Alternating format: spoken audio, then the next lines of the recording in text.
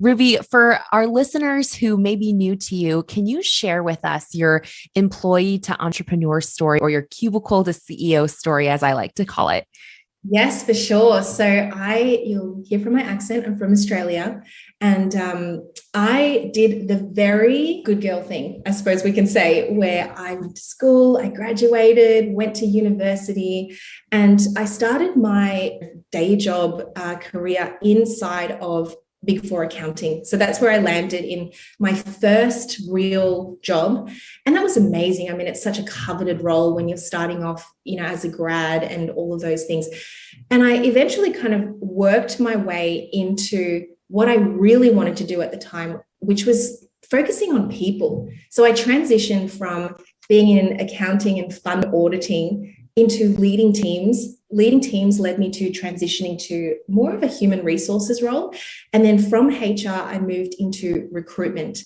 So I ended up managing large recruitment teams all over Australia for some of our biggest brands here. And it was amazing. I mean, I had a really great time being in the corporate world and, doing all the things, climbing the corporate ladder and hitting such big successes for someone in her 20s. And so, for that big portion of my life, I was just in it. I was in the flow, hadn't really thought about being an entrepreneur. It was just like going with whatever my employer had served up for me.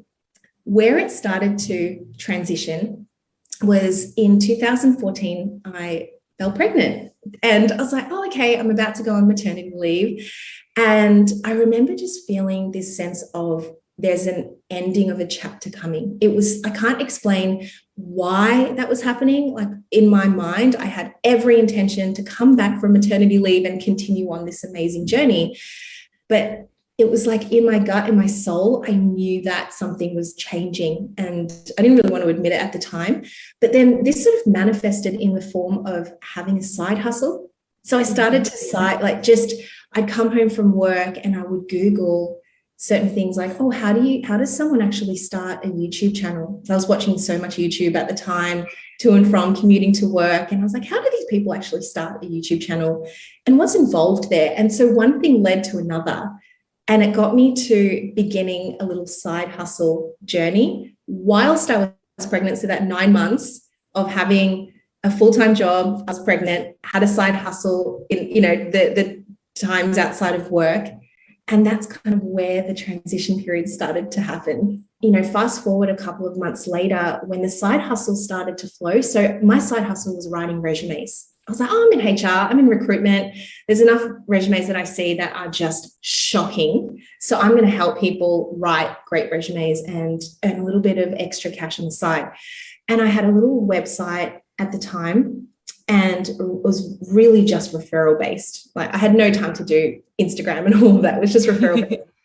But my employer found out.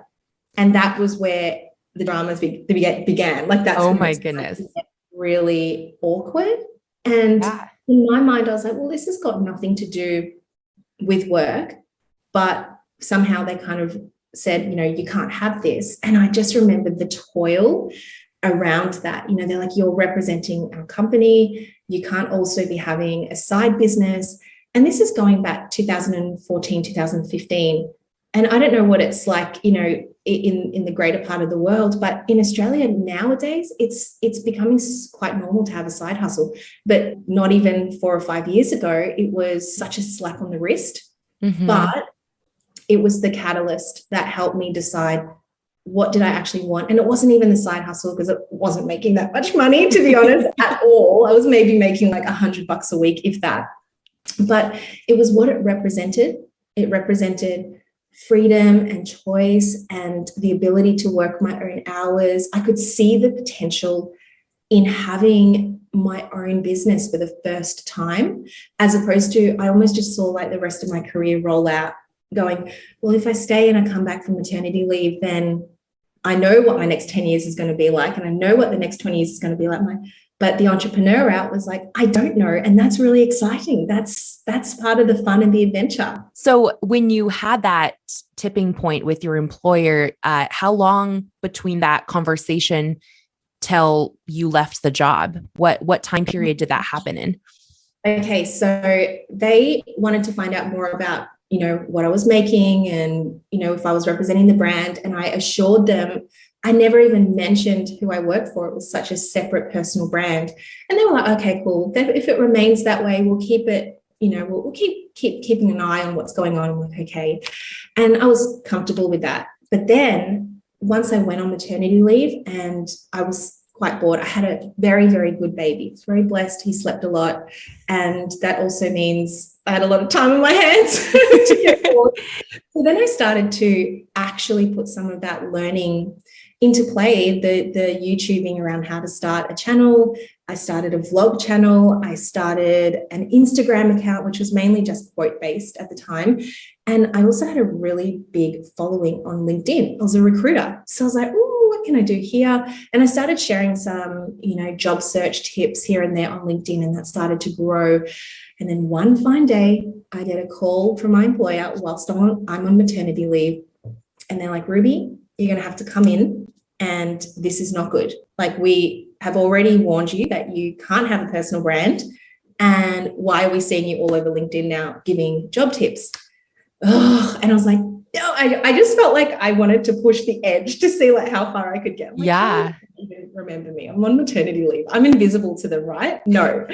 So anyway, I got called in, and turned out they said, you're going to have to choose. Is it us or is it your business? And it was one of those moments where, so much adrenaline, like so much. And I knew in my heart of hearts that it was time, because so much joy came from, creating content and doing this thing called the side hustle.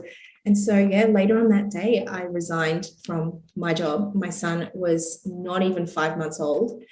And let's not even talk about what my family said. They were just in so much shock and horror that I would do this, like leave a multiple six-figure job for a side hustle that was making $100 a week. It made no sense whatsoever. And obviously behind all of this, I had savings, I had a financial runway. So I wasn't being reckless in that sense, but it was still a big decision, because it's all I've ever known. And even my employer was so shocked. They honestly thought that they had me, like, pick side hustle or pick us. Like, no, duh, you're going to pick us. Mm-hmm. But they were in so much shock that I went the other way. So that's how it kind of really unfolded.